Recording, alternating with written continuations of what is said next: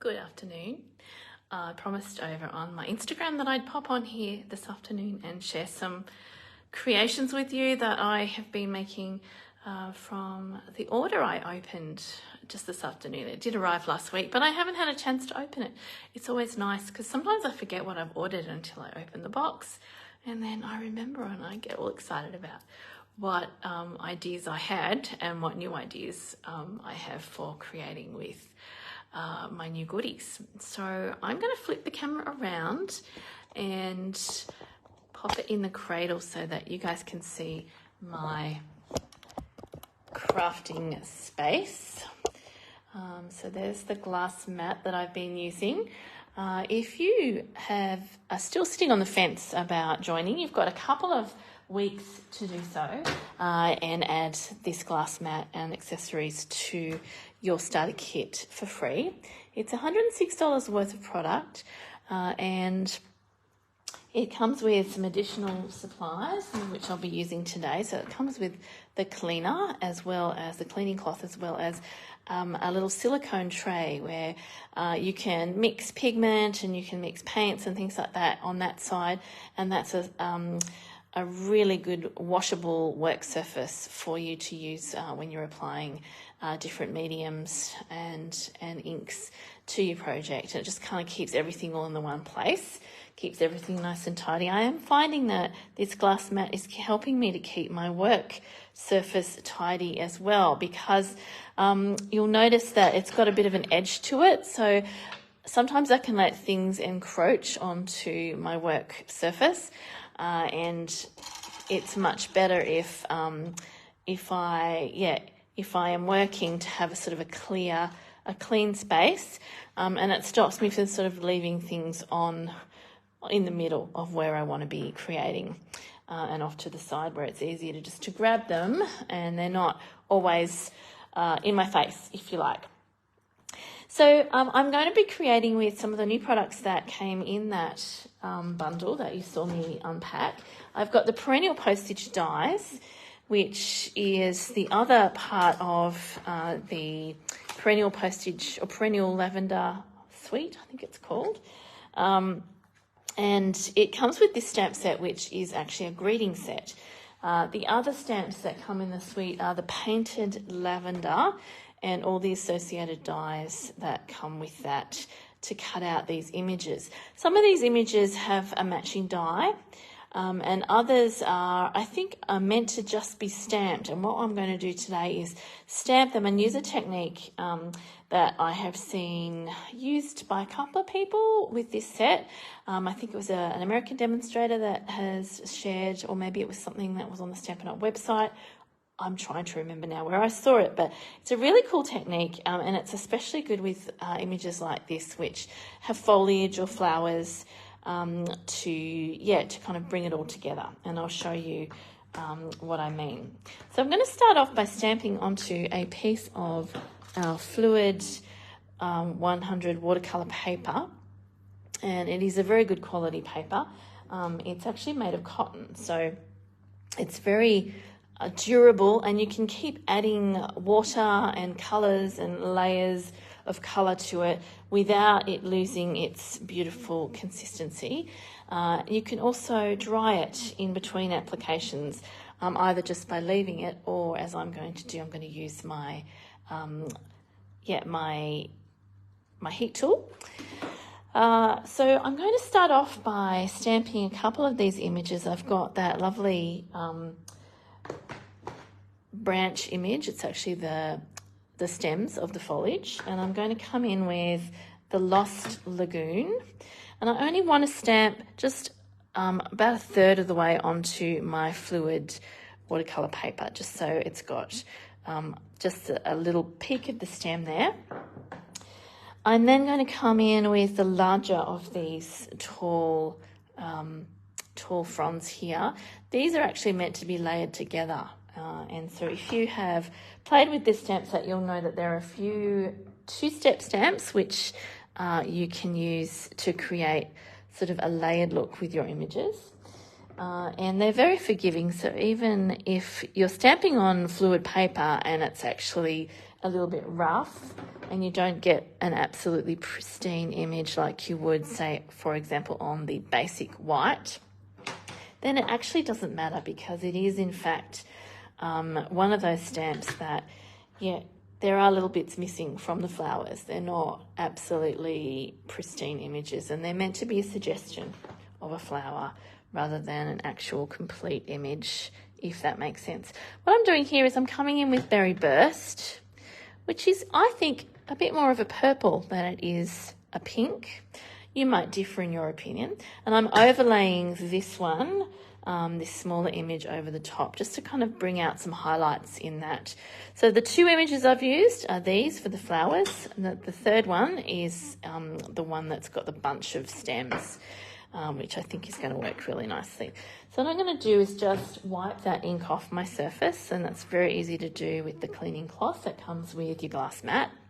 And then this is where the glass mat comes into its own as well, because I'm going to apply some Isocol, which is the alcohol, I think it's called the cleanest, it's like a cleansing alcohol, isopropyl alcohol anyway. It's almost pure alcohol. So it will in fact dry fairly quickly if I left it. I'm going to give it a bit of a help along. I'm just going to spray it with my Stampin' Spritzer over the top, and you only need to give it a couple of spritzers, and you'll start to see that ink coming away from where you've stamped it, and sort of just giving a bit more of an infill for the image. So in between where the white spaces are, it's sort of letting that fluid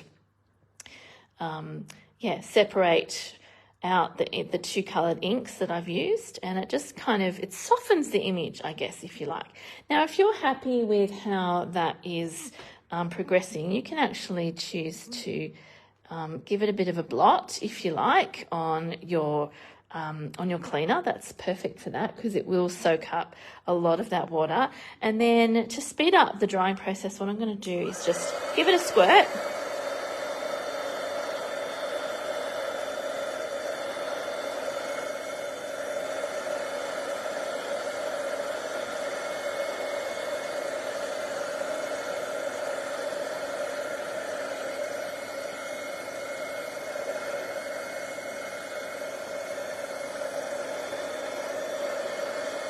To dry it off a little bit.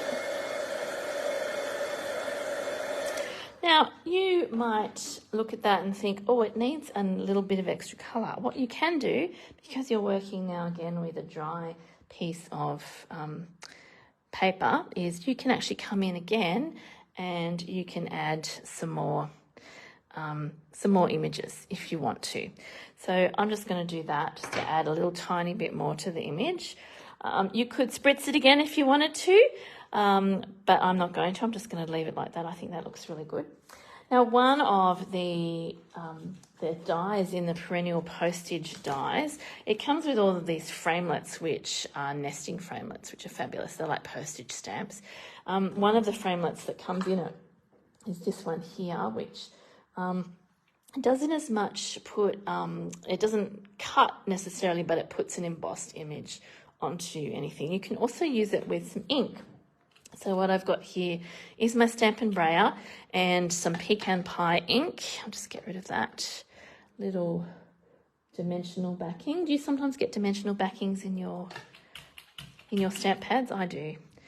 Sometimes it's hard to see them if they've got the same coloured ink on them. I'm going to go over that little postmark, I guess it is, with my brayer, just to give it a fairly even coverage of ink. And then what you'll do is just slide it to the edge of your mat. It's really easy to pick up that way. And then I'm going to place it onto my piece of watercolour paper and just press it down. Now, you could run it through with the Stampin' Cut and Emboss machine at this point.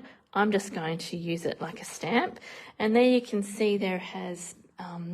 it's just left behind the ink where I've placed it, and it looks like a little postmark, which is very cool. All right, so I would wipe that with my cleaning cloth again. This just gets up everything. It's brilliant. And then just quickly wipe away any of the ink. Having a work surface that's made of glass is actually really handy because sometimes you might be using a lot of ink or a lot of spritzing, and then you have to change your scratch paper to keep stamping. But with this, you don't have to do that. You can just wipe it clean and you're ready to go. Alrighty, so what I'm going to do now is bring in my Stampin' Cut and Emboss machine, and I have some of the larger dies here. And the paper that I'm using is actually from our Celebration collection, and this paper is still available for a short time more. It is the one with the gorgeous birds on it, whose name escapes me, but it is absolutely beautiful. On one side you've got some lovely patterns which are very universal, and on the other side you've got some beautiful watercoloured birds. It's one of the $90 spend items, so you'll get it for free when you spend $90, and I actually got it with my last order. And what I'm going to do is just cut these two frames out of the underside of the paper, which I'm going to use on my card. I wanted to stick with something fairly plain because I wanted the stamping to stand out. I didn't want the pattern of the paper to overpower my stamped images. So here we go. I'm just going to run this through, and then I'll be ready to assemble. So yes, we've only got a couple of weeks left of celebration, and then it's all over for another year. We're only having one celebration this year. So I would go ahead and stick these both onto my card base. So I've got some fresh freesia here, and I'm going to grab my stamp and seal and just pop that on the back. And just place it towards the middle. There we go. And then this layer as well. I love this colour. I love the two colours together. I think it's fresh freesia and maybe one of the other purples. And they go together. See how beautiful they nest together, these two shapes. These shapes, and they come in all different sizes as I showed you. Okay, just to accentuate my stamping a little bit more, I'm going to grab a sponge dauber, again with the pecan pie, and I got some new sponge daubers because eventually, you know, they all turn into dark colours, these sponge daubers, and you need to get extra ones if you're going to go into a lighter colour again. They also can sort of start leaving little bits of fluff on your projects if they're super old, and that's the time to buy a new packet. So you get 5 in the packet, which is great, and it just means that you can use fresh daubers for projects like this. So this has given that a little bit of a sepia look. Pecan pie is probably a sort of a darker version of your crumb cake, and yeah, it's that lovely sort of bronzy sepia colour. Oops, I'm lopsided here. There we go. Yeah, and I use it for all sorts of purposes, but it's also great for greetings because it's a dark enough colour that you can stamp a greeting over the top of a pattern or a stamped, some collage stamping, and it'll still stand out. So it's a great middle of the road colour. I'm going to just pop some dimensionals in the middle here and at the side just to support this piece. Because it's fairly stiff, you don't need to use heaps of these dimensionals for this to hold its shape. And then in the middle, we're going to place that image right there. It's looking good. I'm liking that sort of vintage look on this card. I'm also going to just grab some more of my linen thread. I got another spool of this as well. This is my go-to thread. And yeah, again, it's going to go with everything because it's a lovely neutral colour. And I'm just going to grab a blue dot and roll it up at the back. So pick it up and then just kind of fold it in half at the back of that knot, and then you can apply it straight to your project like that. And that's it. That is the card. Here is my original one that I made earlier when I first opened my items. You can see there's a slight difference. This one has been stamped over again, and this one was just left as is from when I spritzed it. I hope you enjoyed watching that little video, and I hope it's inspired you to get out your painted lavender and perennial postage. One thing I did forget was to stamp on the inside. So the perennial postage stamp set is in fact a rubber stamp set, and I've mounted one of these, and this one is the stamp that says "Here for you always." So I'm going to stamp that right in the middle like that. And although there's no greeting on the inside, sorry, the outside, if you're the recipient of the card, obviously you will open it up, see the main message, and see what I've written on the inside as well. So I hope you've enjoyed that. I am going to sign off for now, but I'll be back next week with another project, and let me know what you think of these, and let me know if you have had a go of this technique before and how it's worked out for you, what little tips and tricks you might have up your sleeve. One of mine obviously is use the glass mat and then wipe off any excess ink or Isocol that you need to. The glass mat just helps keep everything nice and neat. And don't forget, there's 2 weeks left of celebration, so if you've got some things on your wish list still from the celebration catalogue, now's the time to start getting that organised. And also, if you are still thinking of joining Stampin' Up, there is still 2 weeks left to do that and get the extra perks, either an extra $51 in your kit or the glass mat, which is worth a little bit more than that, and I think that's a great way to go. I think you'll find it a great addition to your craft space. Have a great week, everyone, and I'll see you next time. Bye.